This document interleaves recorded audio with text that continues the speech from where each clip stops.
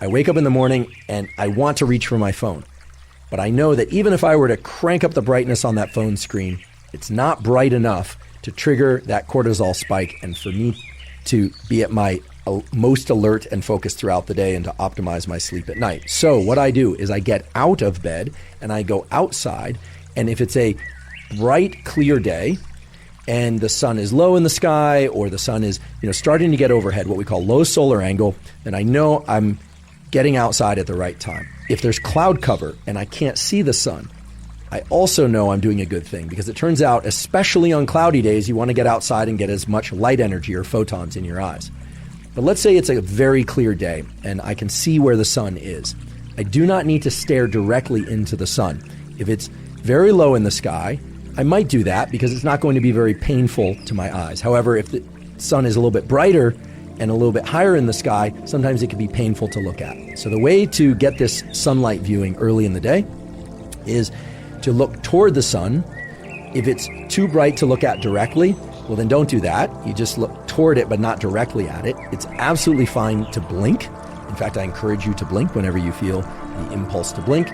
Never look at any light, sunlight or otherwise, that's so bright that it's painful to look at because you can damage your eyes.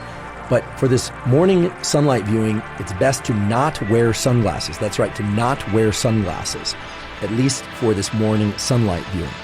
It is absolutely fine to wear eyeglasses or contact lenses, so-called corrective lenses. In fact, those will serve you well in this practice or this tool because they will focus the light onto your neural retina and onto those melanopsin intrinsically photosensitive ganglion cells. If your eyeglasses or contact lenses have UV protection, that's okay.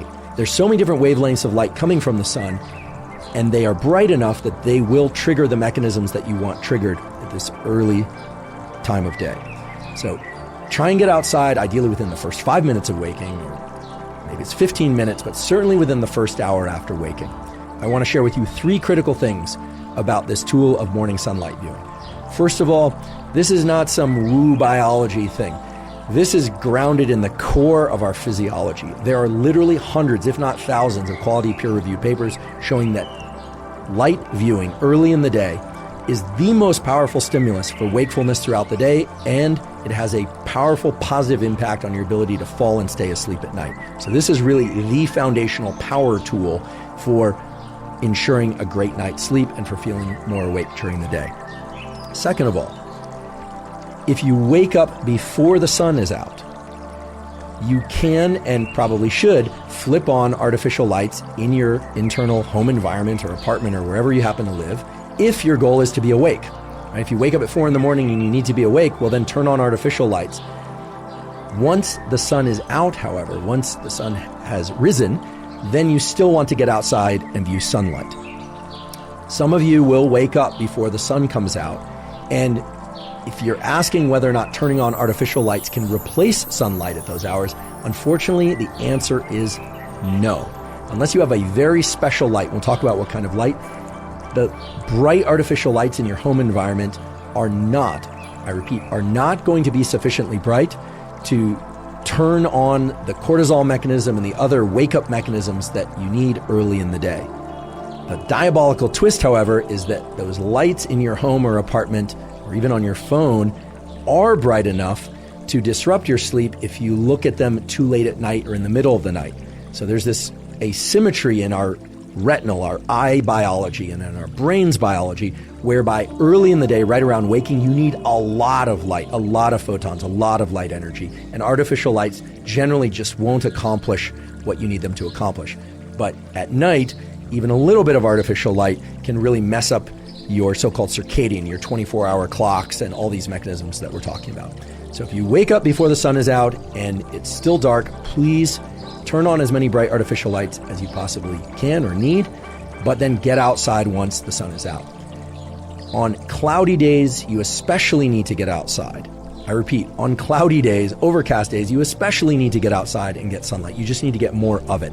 Now, how much light and how much light viewing do you need? This is going to vary depending on person and place, literally where you live on Earth, whether or not there's a lot of tree cover, whether or not you're somebody who has sensitive eyes or less sensitive eyes. It's really impossible for me to give an absolute prescriptive, but we can give some general guidelines. In general, on a clear day, meaning no cloud cover or minimal cloud cover. You want to get this sunlight exposure to your eyes for about 5 minutes or so. Could be 3 minutes one day, could be 7 minutes the next day, about 5 minutes. On a day where there's cloud cover, so the sun is just peeking through the clouds or it's more dense cloud cover, you want to get about 10 minutes of sunlight exposure to your eyes early in the day. And on days that are really densely overcast or maybe even rainy, you're going to want to get as much as 20 or 30 minutes of sunlight exposure.